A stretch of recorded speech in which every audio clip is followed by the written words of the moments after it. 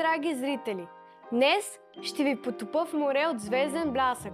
Като за начало ще споделя с вас снимки от премиерата на филма "Цената на властта". А сега ще ви споделя едно специално видео, заснето от един от най-обичаните изпълнители – Борис Давид. Благодаря ти, Боби! Очаквам скоро да ми гостуваш. Мислили ли сте си някога, че вашата кукла Барби може да оживее?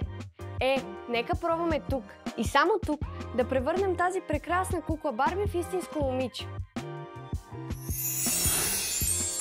Здравей, Вероника! Как и кога реши да се занимаваш с мода? Здравей, Сиси! За мен е удоволствие да гостувам в твоето предаване. Решението да се занимавам с мода е било на моята майка, тъй като съм стартирала на 7 годишна възраст. Записала ме на курс за модели с идеята да имам по-женствена походка, тъй като аз имам брат и повечето време, което съм прекарвала с него, ми се е отразило на маниерите. И с идеята да стана по-елегантна и по-нежна, майка ми ме е записала на класически балет и на курсове за модели, още преди да тръгна на училище. Кои са твоите успехи най-големи? Най-големият ми успех е през 2017 година, когато станах мис България и участвах на най-големия конкурс за красота в света – Мис Свят. Други мои големи постижения са това, че съм първия български модел, получил награда, приз за най-добър модел по време на модната седмица в Милано. Печелила съм световни конкурси в Южна Корея, в Миконос. Общо взето имам доста международни признания. Какво е чувството да си част от седмицата на модата в Милано? Много е вълнуващо. Това може би е мечтата на всеки един модел, тъй като Милано е сърцето на световната мода. За мен лично Миланската седмица на модата е по-силна дори от седмицата на модата в Ню Йорк. Там е истински празник на модата и за мен е огромна чест, че вече 6 години всеки сезон съм там и дефилирам за едни от най-добрите световни брандове. Чувството е вълнуващо, с една дума. Ти представи България на конкурс Мис Свят в Китай. Какво най-много те впечатли в Китай? В Китай, благодарение на професията ми като модел, съм била 7 пъти. Била съм по няколко месеца. Но посещението ми, когато беше Мис Свят, беше най-специално, тъй като бяхме момичета от 126 държави. Видяхме места, на които никога не бях стъпвала. Там е изключително красиво, имат много интересни традиции, имат много интересна култура. Когато отидеш там, имаш чувството една идея, че попадаш в друг свят. Всичко е много различно. Дори китайската кухня, която имаме и в България, нали, в българските китайски ресторанти, така да кажа, е много различна в сравнение с там. Наистина е друг свят. Сигурно си работила с някои световно известни личности. Би ли ни разказала? Покрай професията ми съм срещала много различни популярни хора в цял свят. Примерно на последните ми ревюта в Дубай присъстваше Роберто Карлош. Преди години имах много интересна среща с Рон Мос, защото от бебе моята баба е голям фен на филма "Дързост и красота". И това е един от сериалите, с които буквално съм израснала. Дори баба ми е разказвала, че са ми сменили часа на къпане като бебе, за да могат да гледат филма. И беше много интригуваща среща, особено когато изпратих снимките към България. Иначе от гледна точка на модели съм срещала Бела Хадид, много известни дизайнери, като Пош Армани, Филип Лейн. Общо взето, за мен това е, как да кажа, срещала съм наистина дори имена, които не са познати в България, но пък са много силни в модата.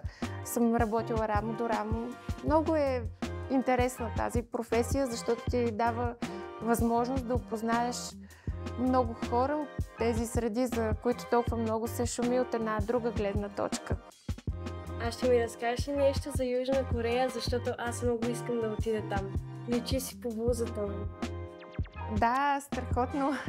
Ами, Южна Корея, аз съм била в Сеул и град на технологии, така мога да го нарека. Много интересно. Вечер, когато се разхождаш и имаш чувството, че си в компютърна игра, тъй като от всякъде светят различни екрани. Много е красиво, много е модерно. Има технологии, които изобщо не са познати в Европа. И даже тогава си бях казала, че ако имам възможност да живея в друга държава един ден, бих живяла точно в Южна Корея. Всичко много ми харесва там. Хората са много дружелюбни, много приятни, кухнята им е страхотна. Общо взето, това според мен е най-важно. С кой си обграден и съответно да се чувстваш добре. Това са нещата, които те карат да се чувстваш добре в даден град, защото може да си в най-красивия град, но ако хората са студени, ти няма да се чувстваш добре там. Докато в Южна Корея хората са изключително дружелюбни. Там всеки е готов да ти помогне, посрещате с усмивка. Невероятно място е. Сигурно си имала графове или смешни ситуации. Не ли споделила? Когато пътуваш толкова много, винаги има приключения. Една от най-смешните ситуации е, когато се прибирах от модната седмица в Казахстан. Имах свързан полет през Москва. И може би защото бях много уморена, на билетът ми пишеше 7,50. Аз го изтълкувах като 19,50. И стоях в продължение на 12 часа на летището, очаквайки полета ми, и малко преди 19 часа всъщност разбрах, че съм го изпуснала сутринта. Чувствах се много нелепо и в същото време ми беше много забавно. Постоянно се случва. Дали ще забравиш нещо в последния момент, качваш се в самолета, срещаш нови хора. Винаги има поводи за приключения. Може би, ако така седна по-подробно да разглеждам пътуване след пътуване, ще намеря още много случки. Всички се интересуват от светлата страна на модата, но би ли ни разказал нещо за трудностите на моделите? Разбира се, моделите се сблъскват и с много трудности, тъй като особено когато работиш в чужбина, ти попадаш в непозната държава. Там съответно нямаш близки, нямаш приятели. Имаш чувството, че една идея ти започваш от начало. Нали, трябва да се адаптираш, да свикнеш с навиците на държавата, в която си, на хората, които са там. Но това в същото време не мога и да го нарека до такава степен тъмна страна. Просто е малко по-трудно, но пък прави живота ти интересен. От друга гледна точка не мога да кажа, че има кой знае каква тъмна страна модата. Модата е изкуство, за мен е едно вълшебство. Общо взето всички хора, които се занимават с мода, са творци. Естествено, като във всеки един друг бранш, и там има конкуренция, тук-там е неприятели. Но това е нормално. Не мога да кажа, че е нещо, което може да те впечатли. Трудностите са това, че си далеч от дома ти.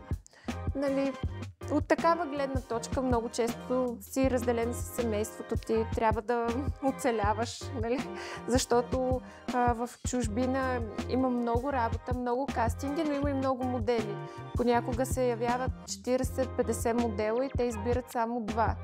Има случаи, в които последно преди да родя работех в Истанбул. И е имало случаи, в които отиваш на 6-7 кастинга, това изпълва изцяло деня ти и може да се прибереш без нито един работен ангажимент. Има пък случаи, в които имаш всеки ден ангажименти и това те малко или много те изпива. Примерно както тази седмица беше за мен, от миналата неделя до тази неделя аз всеки ден имах или снимки, или ревюта.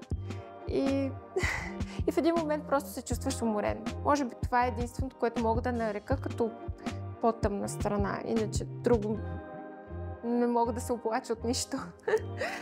Когато обичаш това, което правиш, не обръщаш чак такова внимание на трудностите, приемаш ги като част от пътя, по който вървиш. А какво е чувството да си популярен и да не можеш да се държиш шантаво, да те гледат под лупа, коса, облекло, грим? Чувството, честно казано, от популярността, аз съм видяла само плюсове. Защото винаги имам възможност хора, които са ме примерно гледали по телевизията или ме познават покрай средите и следят, нали, всичко, което се случва около мен, много бързо да се сприятеляваме. Нали, насякъде, където отидеш, ти се радват. Естествено, има и неприятни коментари, но не може всички да те харесват. Ние не държим и винаги съм гледала положителната част. Никога не ми е пречило това нещо да се държа естествено. Защото аз мятам, че независимо каква е професията на човек, той трябва да бъде себе си. Нали, просто, примерно, при докторите, нали, те имат едно поприще за изява.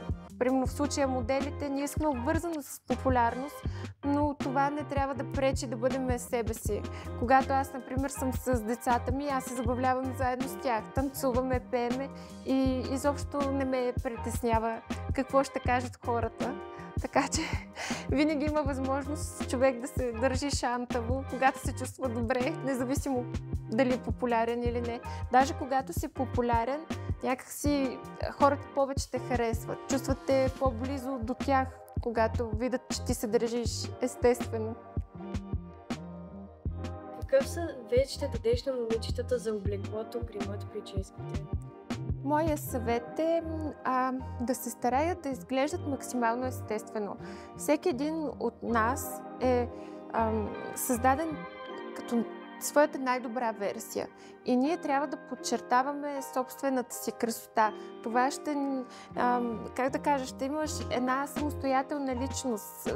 Не е нужно да приличаш на някого, за да те харесват. Не е нужно да имаш последен модел от дрехи. Може просто да имаш собствен стил и това да те прави много по-интересен от всеки, който се опитва да подражава на дадена тенденция.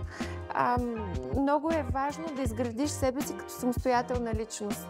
Тогава ще имаш много повече дивиденти, ако за разлика от това да се опитваш да подражаваш на даден стил или да се опитваш, примерно, това, което ми прави впечатление, че в България масово, нали, се стараят да изглеждат по един тип жени, еднотипно жените. И залагат на едни и същи марки. И общо взето, когато отидеш в дадено заведение, ти имаш чувството, една идея, че виждаш еднакви жени, нали? Един стил прически, един стил рокли, един цвят, една марка. Докато модата е изключително разнообразие и за да си успешен в нея, според мен трябва да търсиш своето и различното. Да не си просто част от масата. Винаги трябва да умееш да се отличаваш. Благодаря ти за участието. Подари ни най-сияйната си усмивка. Връщаме се обратно в студиото. Днес ви срещнах с едно безумно красиво момиче, което е следвало мечтите си, за да ги сбъдне. Вярвам, че с този епизод на предаването ми Сияние съм ви накарала да се усмихнете. Ако е така, значи мисията ми за деня е изпълнена. Накарайте и вие някой да се усмихне и така по веригата нататък. Обичам ви и нека сиянието бъде с вас.